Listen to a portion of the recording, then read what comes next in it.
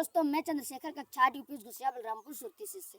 दोस्तों, आज मैं एक ऐसे महान क्रांतिकारी का जीवन परिचय सुनाने जा रहा हूँ जिसने आचार्य का गठन भी किया था, यहाँ तक कि वो अपने देश के लिए फांसी भी चढ़ गया था। दोस्तों, उस महान क्रांतिकारी का नाम है राम प्रसाद बिस्मिल। दोस्तों, राम प्रसाद बिस्मिल जी का एक बहुत ही प्रसिद्ध कविता है, सरफरोशी की तमन्ना अब हमारे दिल में है, देखना है जोर कितना बाजुए कातिल में है, वक्त आने दे हम तुझे बता देंगे ए आसमां, हम अभी से क्या बताएं क्या हमारे दिल में है। दोस्तों, ये बहुत ही प्रसिद्ध कविता है राम प्रसाद बिस्मिल जी का। दोस्तों, राम प्रसाद बिस्मिल जी का जन्म उत्तर प्रदेश के शाहजहांपुर में 11 जून 1897 को हुआ था। वे बचपन में ही देशभक्ति कविताएं लिखा करते थे। हिंदी और उर्दू के जो भाषा का ज्ञान था उन्होंने अपने पिता से ही प्राप्त किया था। वे जब छोटे थे तभी से वो आर्य समाज का भी हिस्सा बन चुके थे, जो कि उस समय सामाजिक त्रुटियों के खिलाफ संघर्ष कर रहा था। जो गांधी जी थे वे मातृवेदी नाम का एक संगठन बनाया और वो फिर बाद में पेम्पलेट बनाकर बांटना शुरू किया 26 जनवरी 1918 में। फिर उसके बाद जो संगठन बनाया था उसके लिए फंड भी इकट्ठा करना था, इसीलिए 1918 में बिस्मिल जी कई साथियों के साथ मिलकर सरकारी खजाने को कई बार लूटा था। फिर उसके बाद जब मैनपुरी में उनको खोजना शुरू किया गया तो वो वहाँ से भाग गए और दिल्ली जाकर वो किताबें बेचने लगे जिसे बेचना गैर कानूनी था, क्योंकि उस किताबों में अंग्रेजों के खिलाफ लिखा हुआ था। फिर उसके बाद जब उन्हें लगा कि वो पकड़े जा सकते हैं तो वो बची हुई किताबों को लेकर भागे और वहां जाकर दिल्ली और आगरा के बीच में लूट का प्लान बनाने लगे। तभी दोनों तरफ से पुलिस आ जाती है और फायरिंग शुरू कर देती है।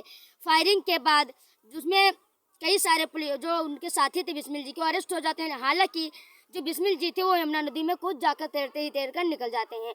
फिर वो दिल्ली जाकर छुप छुप कर रहने लगते हैं और वहाँ पर देशभक्ति कविताएं लिखते, लोगों को जागरूक भी देशभक्ति के प्रति करते थे। फिर उसके बाद वहाँ पर वो पूर्ण स्वराज को आगे बढ़ाने में भी उनका बहुत बड़ा योगदान रहा है। उसी समय गांधी जी द्वारा चलाया गया असहयोग आंदोलन 1920 में बहुत जोर शोर से चल रहा था।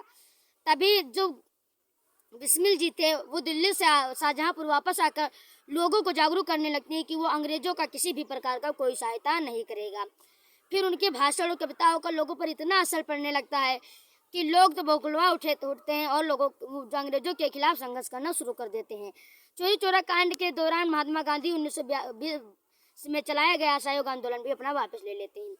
फिर जो चोरी चोरा कांड में आज सरकारी गवाह बने बनारसी लाल के दौरान वो कहते थे बिस्मिल जी लोगों से कि अहिंसा से कभी आज़ादी नहीं मिलेगी। फिर इससे गांधी जी नाराज होकर अपना असहयोग आंदोलन वापस ले लेते हैं, जिससे बिस्मिल जी और उनके कई साथी नाराज हो जाते हैं और फिर कई साथियों के साथ, कई नेताओं के साथ मिलकर बिस्मिल जी आचार्य का गठन करते हैं, यानी हिंदुस्तान रिपब्लिक एसोसिएशन का गठन करते हैं।